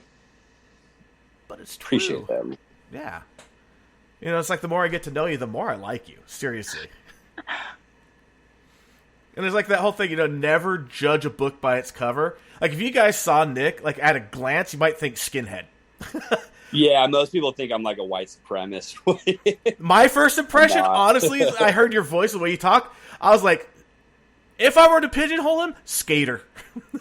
Yeah, definitely was big into the skating, though. See, Called it. My mind went somewhere completely different with that, because do you know who he reminds me of? The turtle from Finding Nemo. Oh my god. Dude, that's funny. I've gotten that so many times. Like, so he many totally times. reminds That's me like of my Crutch. parenting style. Curl away, funny. dude. Yeah, dude. This is the offspring. Jelly man. Crush. His name's Crush. Yeah. From Crush the Turtle. No, yeah. Dude, my dad's Mr. Turtle. I'm Crush. He even, I believe, the character Finding Nemo's dad even says, like, I think he's been smoking too much turtle weed or something like Something that. like that. I I think think there's it was like a turtle comment wax like that. was the joke. Too much plankton. That might have been it. I'll have to look it up again. But no, I love Crush. And I love his son, Curl. That's the vibe I get. But no, That's it's a like good vibe. I appreciate that. it's like a lot of people don't seem to like skaters, and I don't know why. Skaters are like some of the most chill people. Skate culture, like, turn of the century and before was kind of like, you know, kind of like gangsterish a little bit. Not where I grew up. Again, well, my town's Mount Shasta's not a normal town. Speaking of which, we are getting together a group of people that have been guests, all from my hometown, and we're planning on doing a hometown episode because, yeah, nothing that we've ever experienced, any of us have ever experienced outside of our hometown, we're like, this is so fucking weird to us. And everybody else is like, no, this is normal. So obviously our normal is fucked up. I'm looking forward to the hometown reunion episode. And right now in the chat, Kat was like, no questions, just amazed at the great and positive finish. Ariel said diamonds that went through the rough, and then Kat did the dude. Dude. But it's just just your mellow, slower delivery of how you deliver words. It's like that quintessential skater stoner vibe is what I got right off the bat. So yeah, you say that you've been to skate. It does not surprise me. It does not surprise me. And it's like I don't skate as much these days, but I'm like reggae music, both like roots reggae and like the modern like Revolution, Tribal Seas types. Like that's my shit. Even like the whole like Rastafari and like message and just everything underneath. Like I'm super into it. Yeah. Let me guess. You also listen to Sublime? Yeah. Oh yeah. Love Sublime. Of course. Now, did you play hacky sack too? I have played some hacky sack. Yeah. That is my hometown. That is my hometown skate culture. You would have fit in like a hand in a glove, like a custom fitted glove. Like didgeridoos and shit like that too. They didn't do that. That was our taiko group, which is what I was a part of. Yeah. Wow. But dude, yeah, seriously, thank you very much for coming on. Thank you for sharing the story. Yeah, Seriously, to hear, I mean, it's like it does my heart good to hear stuff like that. It really does. Like this show, there are some episodes. I mean, and as you've been kind of poking through them, there's some that are just so dreary and emotionally just intense and draining. And it's not a knock on anybody at all. It's just that's their story. And you come in here and you're like, here's all this shit that just bounced off me like rain off of a red X. I know. Man. But I mean, I wasn't like, it felt like a 10-year losing streak, bro. I mean, I can see that. At times. But you really came out with like the most positive outcome that I could think of. I mean, you said it on the pre-show too. It's like you were told, it's like you could never find satisfaction in working in a liquor store. Right. Not good enough. Yeah. Yeah, you work at a liquor store and you're loving it. Like I go in and I could tell you actually really enjoy being there. It's not just a job. It's not bad getting paid some extra money to hang out in the air conditioning, man. I'll tell you that much. Right. Catch up on some baseball reruns and you know. Yep, that's right. The cooler, especially in summer, like I go in there, stock the cooler, you know what I mean? It's all nice. Yeah, no, it's like I noticed that there's different, like everybody has their thing on the TV when you walk in, and yours very frequently has baseball.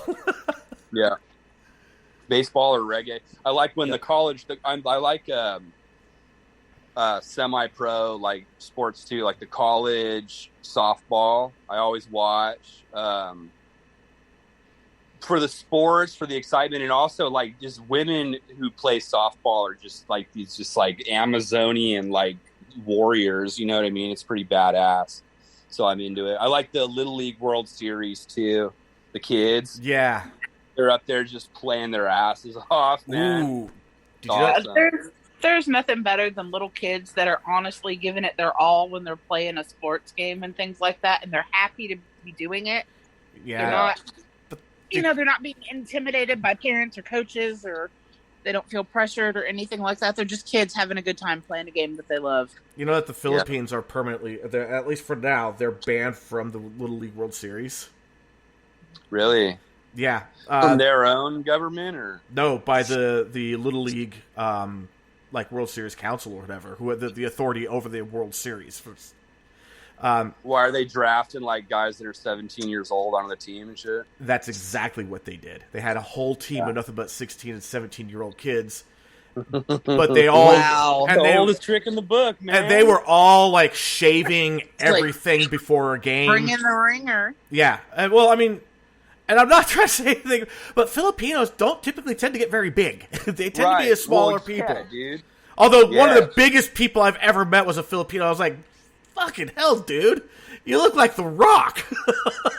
Any Filipino friend of mine, bro, that's like my age could easily shave and pass for like and get carded everywhere they go. Exactly. Exactly. And that's what they did. And they got caught and they had their title stripped, and it was like I think initially it was like a 10-year suspension. But we'll see. Wow, just the country? The whole country. And it was one little town that did it, but the whole country got smacked for it. That's fucked up kind of right there. That seems like that could use a little bit more detailed work. Yeah. You know, if it was America, dude, they'd be like, okay, well, Iowa's banned. Right, but then what would happen is that all the people from Iowa would be like, I'm in Nebraska now. Yeah. Yeah. Or I'm in Illinois now. Yeah. Especially like the international aspect is my favorite part. We just lost your mic.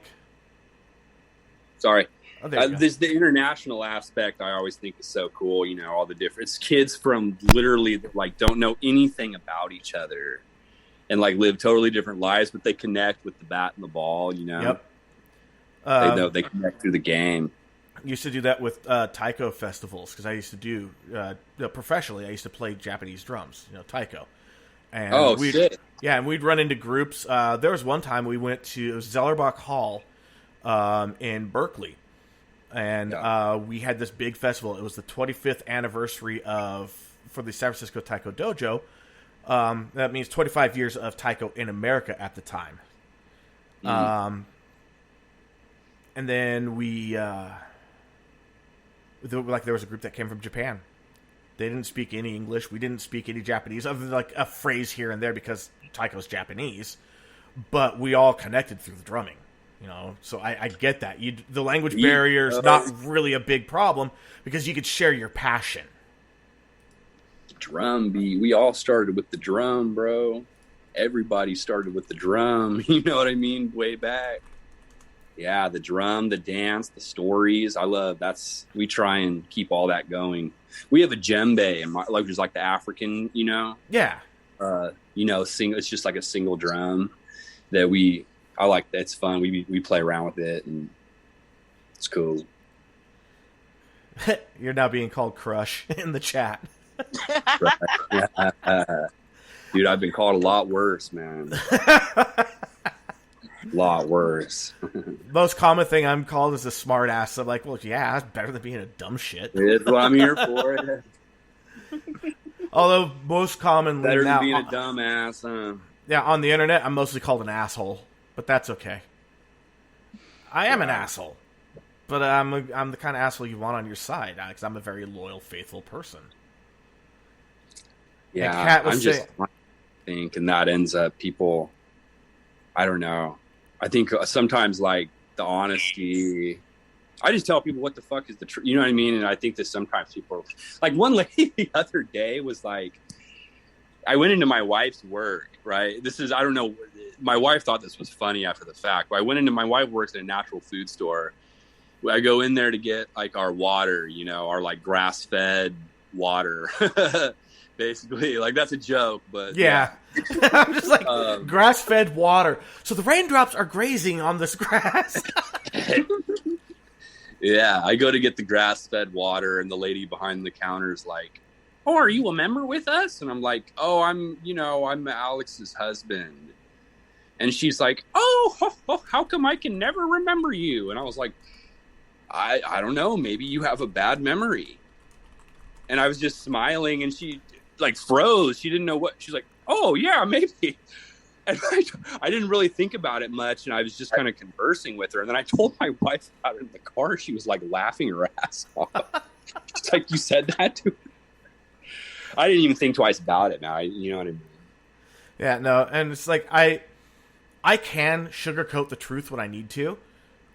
It kind of helps, but online, there's no such thing as the vocal nuance and tone and inflection, all that. So I just go, you know what? Here's the truth. Boom, and that's why I'm an asshole. Yeah. Also, why you're what? It's also why you're great. It's also why I'm in Facebook jail all the time. I didn't even make it 72 hours. At least this time it wasn't my fault. What's that? They put the stop on your account or whatever? Yeah. They restrict you from posting. Yeah. For 30 days. Yeah. You know what I might throw out there too? I have I'm on Facebook. I'm not particularly active, but I do have people that know me or know about me that contact me, and that, like when they're going through shit and they just need like somebody to talk to and maybe even help sort through shit. Put them in contact with us if they want on. Yeah. Yeah. Definitely. A buddy of mine, the guy who's the flake, I might actually, he's dude. If you guys thought my story and then where I'm at today is, I mean, this guy's, he was just his same shit, just kind of his version, So, yeah. I was thinking I was going to show him the podcast and see what he thinks. And I'd be like, dude, I know the host. Yeah, and if you want, and then I was to say, if you were interested, get you connected with him. But Yeah. Yeah. All they need to do, honestly, is just email guests, like in plural, at amimental.net. Okay. And all of us will get a copy of it. Okay. Yes. And then one of us will go ahead and get them booked. And that goes to listeners too. If you guys want on the show, just email us at guests at amimental.net. Yeah. And yeah, Kat just called me out. E has no filters. It's true. Good. And then also, Kat, grass-fed water sounds gross. Yeah. The chlorophyll, man. Yeah. All right, Nick. Well, I think this would be a good time to wrap it up. You know, we don't really have much more to talk about other than just to shoot the shit. So, and honestly, my wife she's going into work early tonight, so it'd be kind of nice to get this wrapped up a little bit. So again, thank you very much for coming on. Really appreciate it. Loved hearing your story. Thank you. Your story, like, I could not have been prepared for the story that you were going to drop, and I loved every bit of it. Well, I'm glad that it was useful. It makes me really sad that I missed the pre-show because of family and everything like that, because I would have loved to have heard this the other day. But I'm really glad I kept having to deal with customers and. Well, hey, don't forget the universe gives you what you need. You didn't need it then. You needed it now. Yeah. There you go. All right. So everybody, thanks again for having me on, man. Again, yeah, thank you. Yeah, definitely. And we'll have to do it again if you have more you ever want to share. And we also, we do things like where we'd like to, like, there'll be like an episode here or there where we reach out to some people and kind of do like, okay, here's where they are now. Here's what's happening now. We actually have someone who's writing a book, and they're coming back on, and they're going to talk about their book writing process. Oh, nice. Yeah. Basically, to give you the 10,000-foot view, her daughter at the age of 3 was raped by her biological brother. And then when she was trying to, and it's like, it wasn't just her daughter's world that got shattered. Her world got shattered too. Her trusted family, all that stuff, it really fucked her up. This is the mother? Yes. Yeah. And I've been really good. Like, honestly, I was the first person she told when she was pregnant with this daughter. That's how long I've known her and how close we are. Well, she came on and did an episode about a year ago, and in that whole time, like, her daughter now is a college graduate, so it's been that long, and the whole time, she was doing like, I need help too. But the answer she got every time she went looking for help was like, oh yeah, we can help you. Here are resources to help you with helping your daughter. She's like, I get that, and I'm not trying to take away from her, but I hurt too. I need help too. My world shattered too. But there was no help and no resources for her. Oh, man. And that's why she's writing the book. So this was her daughter was raped by her biological brother at the age of 3. By the mom's brother? Yes. Fuck. Yes. It's fucked up. We have in between my wife and I, there's like, there was some kind of shit that was like about that dark. Yeah. Yeah. It's gnarly, man. Yeah. I'll have to send you the episode if you want to hear it. It's a hard episode to listen to. I'm not going to lie. It's an emotional one. I think it was the first time that we ever plotted a potential murder in the chat room, and they had to put the kibosh on it. It's like, no, we are not going out to murder anybody. We are not doing this. This is not cool. But that individual, I'll tell you this much, that individual will get dealt with eventually. Yeah, karma's a bitch. Yeah. Yeah, man, that's the one thing. You can't go anywhere. And there's not villagers anywhere that aren't going to burn you at the stake for that shit, man. Yeah, all it takes is the word to get out. Yeah. But so she's got a whole. Yeah. Yeah. Ariel just went wink, wink, no murder. Yeah. And the cat, yes, it was a tough episode. Yeah, it was. We've had a few episodes that we like. Some of our regulars are like, I got to nope out of this. This one's too rough. You know, it happens. But yeah, she's coming back to talk about her writing the book. She's going to give some excerpts from her book. It's still very rough draft, but she is making progress on it. And largely due to the pressure from the chat room saying, you need to write this book.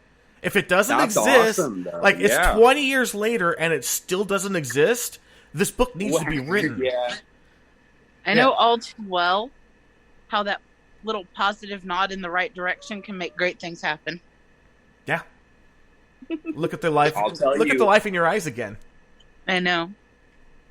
Another Look at one this of those. podcast. Yeah. Sorry.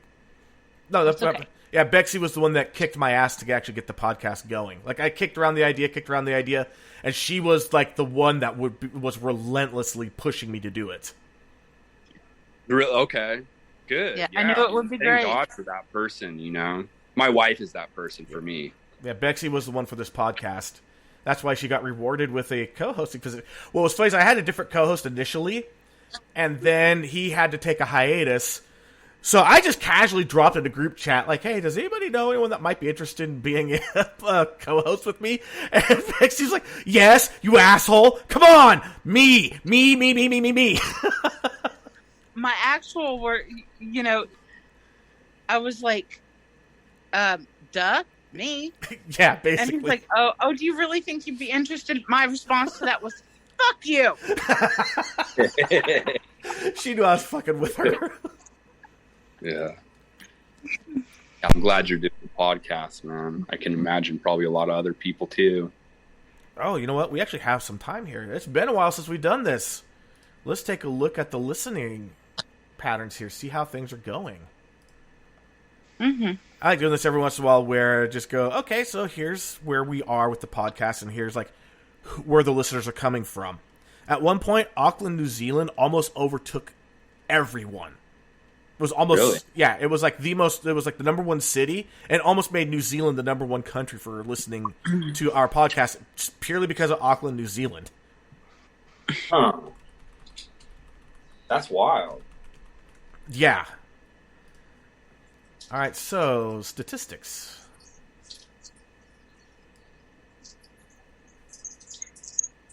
Oh my lord. I don't know who listened. January 25th? We might have set a record here.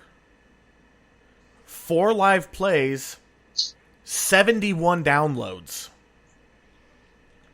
That's from January 25th? No, that was June 25th. That might be one of our top episodes. That's awesome. Yeah, we're still getting more and more likes. Oh, let's go to the geolocation here. Wow, they updated the way this thing looks. Oh, they got rid of the cities. Oh no. The episode on the 24th, June 24th and into the 25th. Yeah. Wow. So we have the United States is number one with 93.5%. Australia is in second with 1.5%. Then Germany and the UK, 1%. Then Austria, Mexico, New Zealand, Philippines, Russia, and India. I don't like this new layout. I want the old layout. This sucks. Because before it used to tell you the cities, too. Oh, okay. Oh, now it's going by state. So California is number one overall of all the listenership. Australia's Queensland is their number one. Yeah, I like this. Okay. I can deal with this. But yeah, no, we are definitely getting a lot of listens here. On that particular episode, on the June 25th, 59 of the listeners came through Apple Podcasts. I think someone decided to just full-blown... Well, that's we don't have that many episodes, do we? Yeah, we're on season 6, so yeah, we have that many episodes. I think someone binged us. That's awesome. See the little turtles? Aww. See, now this is the part that everybody gets to miss is the video stuff. Yeah. Oh yeah, because they just hear everything. Yep. There you go. And on Spreaker, I we mean, have... they said on the podcast, all the people on the live chat and whatnot said that I sound like the turtle from Finding Nemo, the dad. Crush. Oh. He's all like, dude. Yeah, I've gotten that one before. Yeah, like Ariel says that she can't hear anything but curl now. You can't, yeah. Or crush. I can't unhear Crush now. I kind of look like a turtle a little bit too, even with the shaved head. So. Yeah, you kind of do, and then you have the naturally kind of like me, the half-lidded natural eyes. Just yeah, it's like the stoner eyes, but I was always this way. Even when I was before I ever got stoned, I just had those half-lidded eyes. Yeah. So Ariel just threw a turtle in the chat, like an emoji, so the chat can see this turtle. Anyway, yeah. So guys, so next I might have to cut out here. Yeah, next week we actually have the Porch Drunkies coming. First podcast I was ever on, and they are regulars in our chat all the time. They're huge supporters. They've helped us out immensely, and they help out some of our listeners a lot too. Well, they're finally going to be guests. But yeah, again. Oh. So yeah, Nick, definitely. Yeah. Thank you for this. Like seriously, I can't thank you enough. Yeah, thank you. Yeah, brother. Yeah. And Appreciate you. It's been a pleasure. definitely. And for everybody else, please like the episodes, like us, the podcast. 17 of you have done that on Spreaker, so that's 17 less people I need to pester every week to try to remember to tune in. So until next week, I'm E. Exy. And we'll It's been see. a pleasure, guys. Thank you. Thank you. And we'll see you next week. Yeah, you guys be blessed.